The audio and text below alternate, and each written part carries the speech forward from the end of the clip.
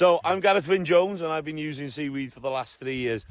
What I've noticed as well, David, is all these fields were aerated first before we put the seaweed, and we're doing the aeration twice a year. It's making a hell of a difference.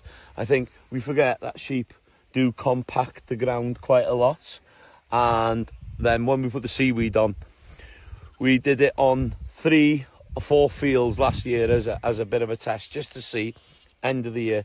And all I can say is the sheep were constantly on them fields a lot more than the others. So, you know, I'm not sure how it works, but it seems to sweeten the grass, and it makes them, you know, for the sheep to be more interested in the areas where it's had the seaweed.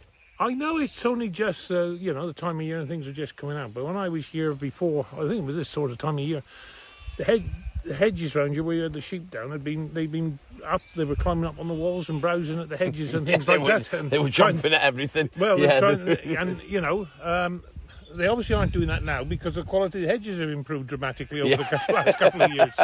So they're obviously getting the minerals and stuff now out of the ground, which they weren't before. Yeah, and I think that's what it's about. There's, you know, there's something in that's natural, and it, you know, gives the sheep what they want, really. And it's like anything, isn't it? You know, if you've got a steak in front of you or some salad, you're always going to go for the steak. And I think what the seaweed does, it puts something extra into that grass for them sheep to eat.